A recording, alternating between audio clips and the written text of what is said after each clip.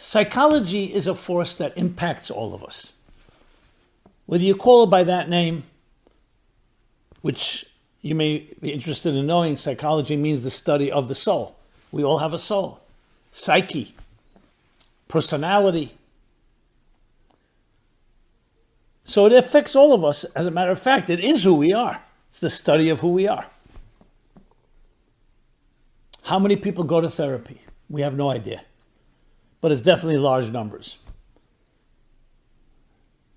The pharmaceuticals, the medications that people take, for good or for bad, to deal with anxiety, stress, other challenges in life, to try to relieve some of the existential pain that we experience, traumas, loss,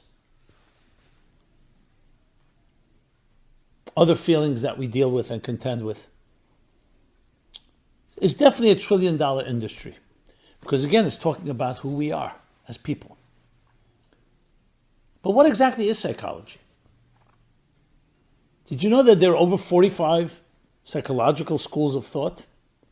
So the most famous ones we know, Freud, Jung, Adler, Watson, Frankl, and many others. And each has, no doubt, truths that resonate, that work. But at the end of the day, it's man's search, the human search for trying to understand something that's invisible, which is the soul, which is who you are, what makes us tick. I would like to introduce to you something that you may never have heard of before. A man who lived 250 years ago and developed, and I will say it without hesitation, the most comprehensive of all psychological models. And hence, a model for the psychology of tomorrow.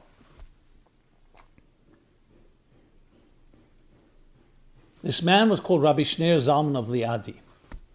That's the town in which he lived, in White Russia, what is known as Belarus today. And he preceded all what we call today modern psychology, which is around 100 to 120 years old. But when you study his insights and his approach, I'm not here to prove anything, you'll see how it resonates. And above all, provides us with a real blueprint, with an approach to life. Why do I speak about it now? Because this week happens to be the 224th anniversary of his liberation from prison, where he was wrongly accused for whatever reason, but then vindicated and became the leader that he would become. The sad thing is that most people have never heard about him. When I say most people, I mean on earth. But when you begin to learn and study his teachings, it will revolutionize how you look at yourself and the world around you. So I'm going to sum up in a few key points, three main points, his psychology. We'll do a little contrast to the others, just to give it flavor and give it perspective and context. So let's take the Freudian model, where the id is the driving force, the pleasure principle, especially sexual. That's one of the reasons some of the detractors who began being students and disciples of Freud went off, because they felt he was putting too much emphasis on that biological element. Adler, for example, focuses a lot more on social conditions. Jung on spiritual ones. Frankl on meaning in life. Others on behavioral. Others on functionalism. Cognitive. I mean, as I said, so many different schools of thought. The id. Which essentially, especially when you combine it with some call it the Freudian Darwinian model, is about me. Survival of the fittest. Even though Darwin didn't talk about it psychologically or socially, but they call it social Darwinism. The survival of the fittest. Classic example, two guys go camping, middle of the night, one wakes up, he hears a bear rustling about. He wakes up his friend and says, "We got to get out of here, there's a bear here." And while he's telling him, his friend sees that he's tying his shoelaces on his sneakers. He says, why are you doing that? You think you can outrun the bear? He says, no, all I have to do is outrun you. The classic. First is me. If you serve my needs, great. How many theories today are established on the biological, genetic, in the words of Richard Dawkins, the selfish gene? And even altruism and kindness is all because that makes me better. More likely that I will survive when I have cooperation. Whereas if we're at each other's throats and we kill each other, it's not good for my own selfish needs. So selfishness dictates everything. Not quite so romantic, but this is a very prevalent theory. I'm not going to say everybody goes by it, and I'm sure there's variations. But all you need is that title, the selfish gene. Not the selfish person, not the choice, the gene. Because the rule is, I need to survive. I need to perpetuate. And everything will be defined by that. Now, there are very far-reaching implications when you have that type of psychological standard. At the end of the day, what can you really expect from someone? Yes, you can expect there'll be green lights and red lights superimposed, or in the words of Freud, ego, superego, to keep the id, the wild id, at bay, so we don't just kill each other and we don't just completely follow our whims and our desires. But what can you really expect deep down? If someone's, God forbid, tortured, or in an avalanche, or dying from hunger, they will turn to cannibalism. We see that. So there's even evidence of showing that people will stoop to levels they would never even imagine. No one should ever be tested. But what does it tell us about the human being? That we're essentially animals, evolved animals. Push comes to shove, we will resort back to our primal instincts of survival. And as I mentioned, and even the things we do for others is part of an extension of our own survival. What does it say about love? Is there such a thing as selfless love, as unconditional love? In that context. But as I said, I'm not here to debate the issue. I'm not here to make a case. I'm just presenting as it is. Schopenhauer, for example, when he describes love in this context, he said the whole thing is a myth. It's nature's trick to get male and female to breed. But when it became a mutation because it became too complicated. Courtship, dating, let's go out to eat, a drink, a museum, a restaurant, all that is unnecessary. Just breed, perpetuate the species, and that's that. He completely strips it of anything romantic or sublime. Now, of course, Jung approached it from a more spiritual perspective, which resonated with many. Viktor Frankl, logotherapy, man's search for meaning. Meaning is the ultimate drive, not sexual pleasure, not pleasure. What does Rabbi Shneur Zalman say in his classic work called the Tanya? And of course, in his elaborate writings and discourses that he delivered over the years, sums up human psychology in 3 key points. So 3 points that Rabbi Shneur Zalman, or the Alter Rebbe, as he's known, makes. Number 1, that we are inherently good people. Number 2, that self-control is not acquired, but inherent to the human condition. And number 3, that the very ego that can be the root of so many of our problems is actually rooted in the divine ego, in the divine essence that is completely independent and does not need anyone. And let's elaborate.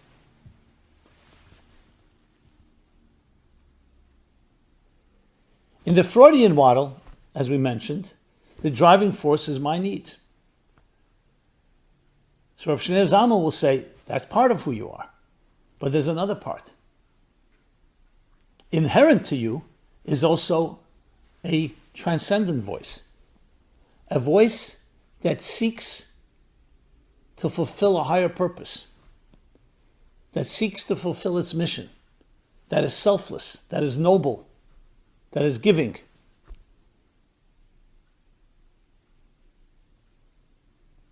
And yes, there's indeed a battle, a perpetual battle between both these voices, but they're both part of who you are.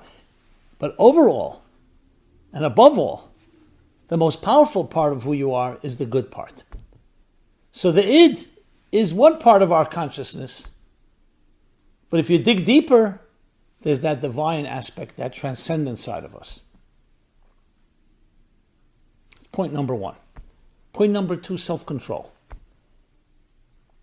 In the Freudian model, self-control is a superimposed entity for coexistence and not killing each other. But at the end of the day, if you have something that's inherent and something that's acquired, in other words, you teach people self-control and discipline, but what's inherent is my needs, we all know who's going to dominate ultimately. Says Rabbi Simon Jacobson, no. Self-control, one of the words he uses, Moyach Shalat Alalev, in chapter 12 in Tanya, is inherent to the human condition. Just as the mind has that power to discipline, like we see people when they put their mind to something, even though you may be hungry or thirsty or other things, you put your mind to it, you can't control yourself. You're not just a creature of impulse, a creature of habit, because it's part of who you are. And therefore, what's expected of you? It's a whole different reality. What's expected of you is the highest.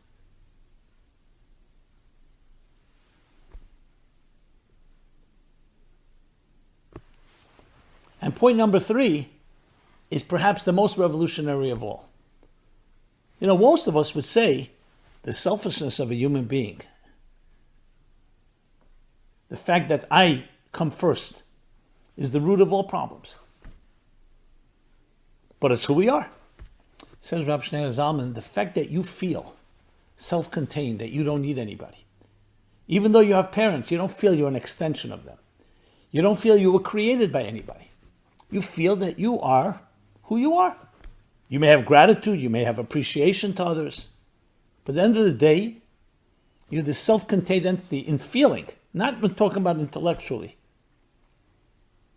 So he says that is rooted in the divine ego, so to speak, in the divine essence, that is not in need of anyone. That the Creator is not just another entity. The Creator is a necessity, is an essential truth. And that essential truth imparted an essential truth to each of us, so we feel that we're essentially important. Now, if it goes the wrong way, it can turn into arrogance. It can turn into haughtiness. It can turn into all types of ways of hurting others. But if you appreciate the root of that sense of independence, it's coming from the independent divine. So the challenge is how to make sure to harness and channel it as part of that divine plan. That again is up to us, and we have the self-control. So when you take together, you combine together all these different three elements that I said. The inherent good who we are, the inherent self-control that we all have, and that even that part that can be ugly is actually rooted in the divine independent sense of self. How does that conclude in what the picture of the human being looks like? That we are essentially beyond the angels. We have free will, but we have the capacity to reach the greatest heights because we are essentially divine human beings. We are spiritual beings on a physical journey, not physical beings on a spiritual journey, and definitely not physical beings on a physical journey. The implications of this are also far-reaching because it's a direct contrast. I use Freud as an example, but even some of the other schools of thought, though there are similarities, as I mentioned, there are commonalities.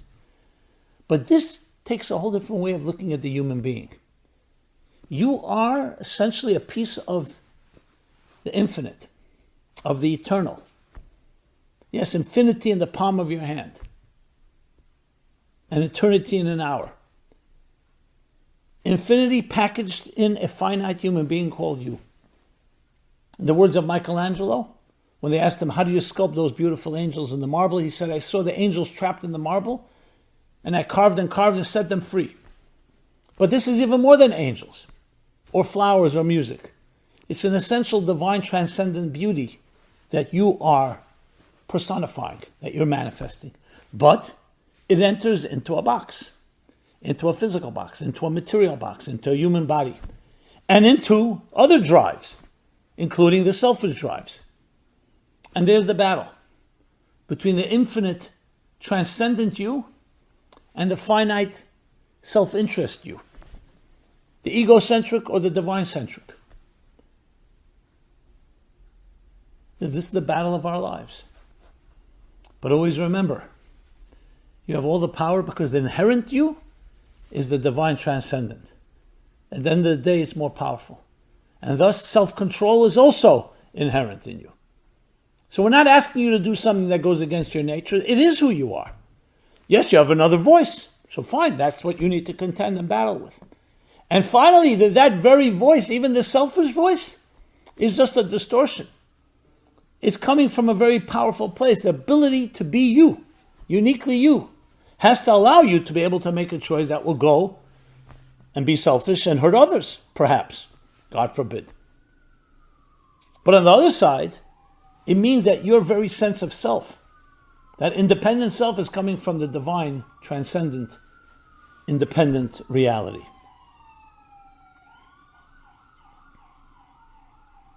How does this translate into the psychology of tomorrow? Well, many things have changed in history.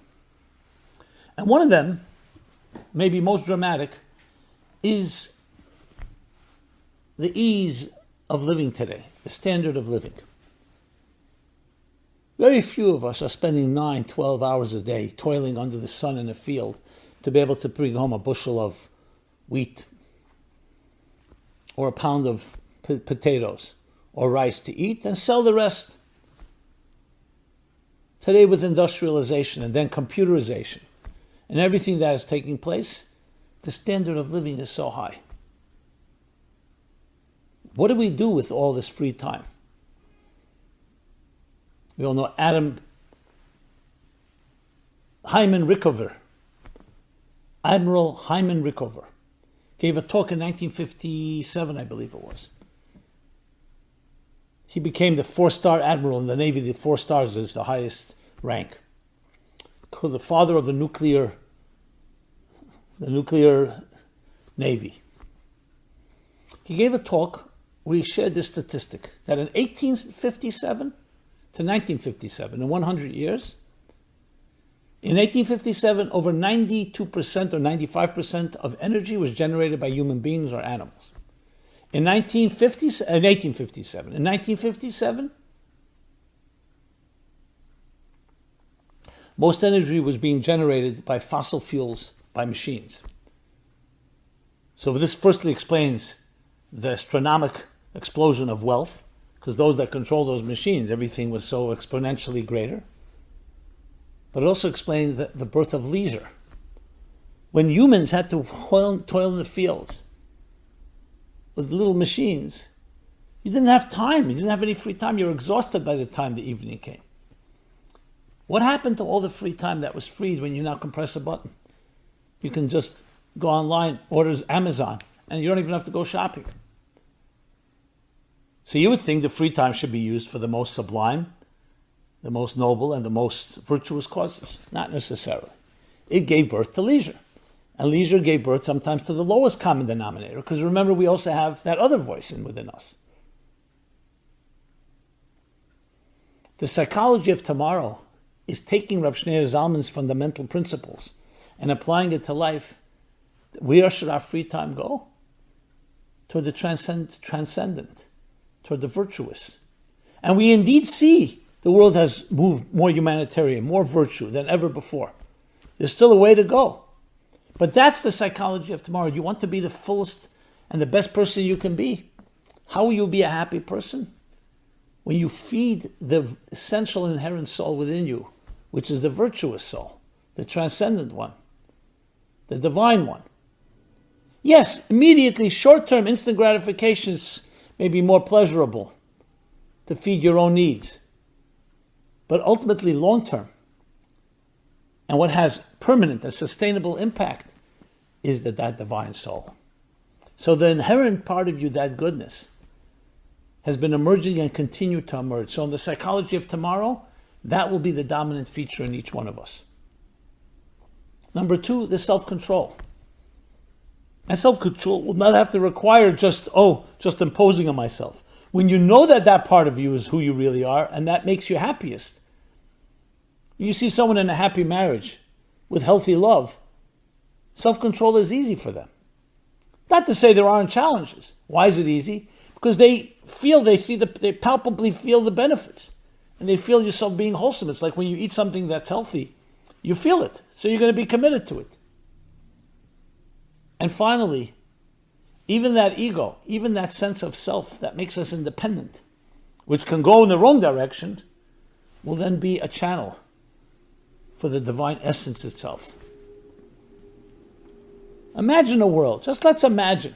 We like to imagine. Imagine a world where human beings are driven by these 3 principles and live by it. What kind of world would it be?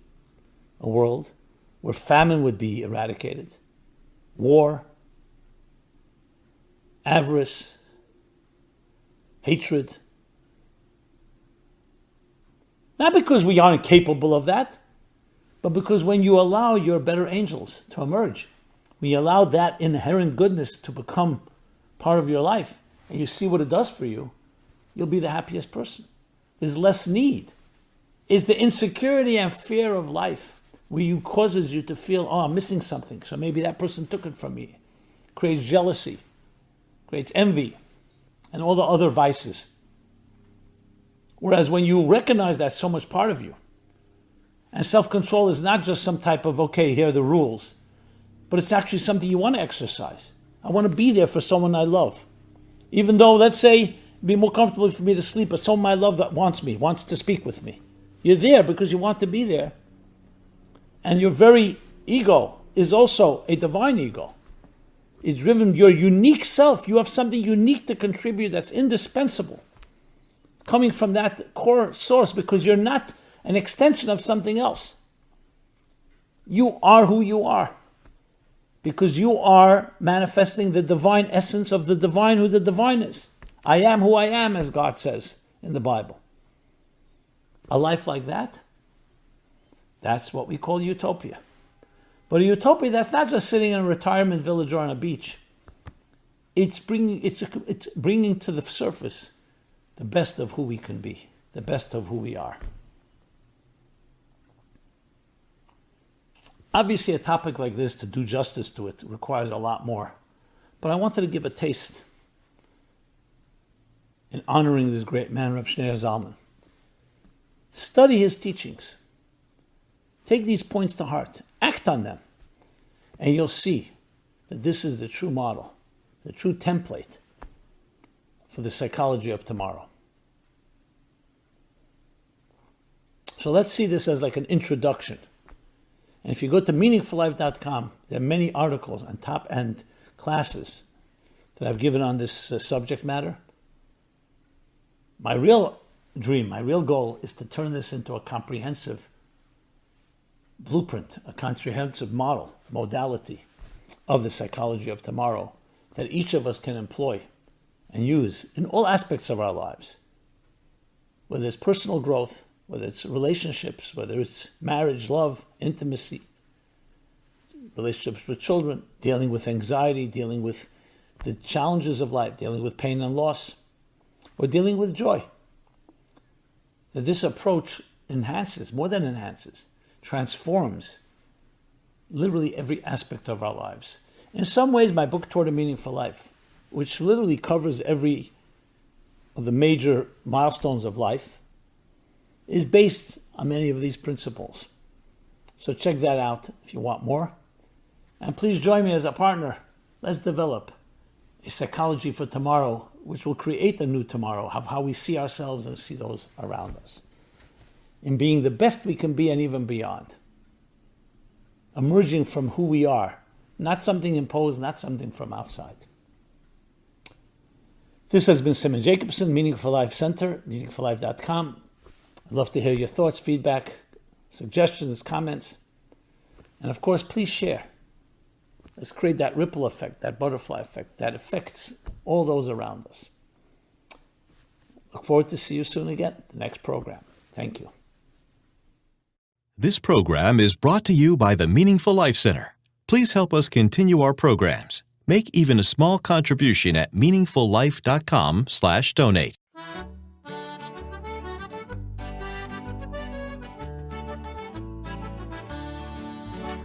Scattamo stanotte, viri come balla, sutta e fanali chi si scidica.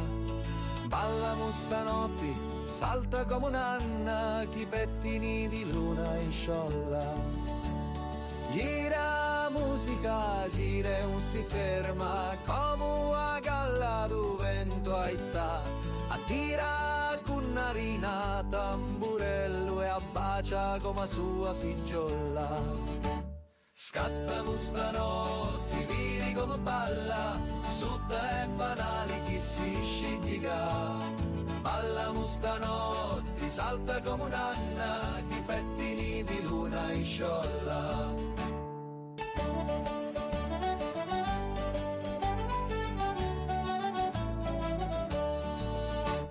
Sinni e tunu, i voti si danno, tu na poco gli peputia.